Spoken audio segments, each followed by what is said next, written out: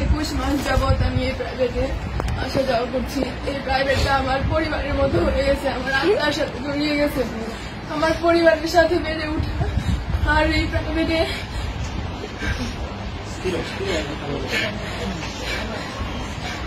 প্রাইভেটটাকে আমার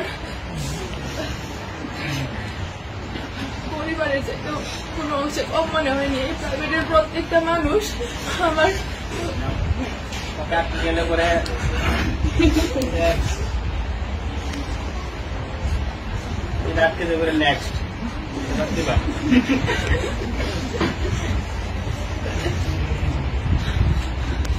আর আমাকে সমাজকর্মের সঙ্গে শিখাইছে যে কিভাবে নিজের লুকিয়ে থাকা প্রতিভাকে জাগিয়ে তুলতে হয়, কিভাবে স্বপ্নকে বড় করতে তুলতে হয়, নিজের প্রতিভাকে জাগিয়ে তোলার প্রেরণা জাগাইছে স্যার। স্যার আমার জীবনের কিংবদন্তি, স্যার আমার জীবনের সেই সমাজকর্মী।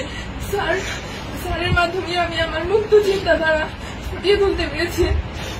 তাছাড়া স্যার আমি অনেক সময় অনেক বেয়াদবি করছি, যেগুলা হয়তো আমি বুঝতে পারি নাই, কিন্তু আপনার মেধা ওইগুলা ঠিকই ধরা পড়ছে।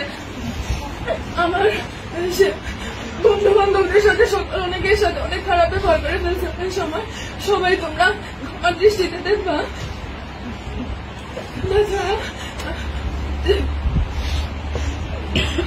মাফিয়া তুলি যদি তোরা আমার জীবনে অনেক ফ্রেন্ড ছিল, কিন্তু তোদের মতো কেউ হবে না রে।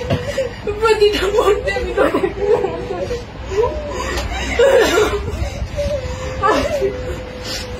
দীর্ঘ 12 বছর পড়াশোনা জীবনে অনেক স্যারের সাথে পরিচয় হয়েছে, অনেক বন্ধু বান্ধবের সাথে পরিচয় হয়েছে, কিন্তু শামীম স্যারের মতো কেউ হয়ে উঠতে পারিনি আজ পর্যন্ত।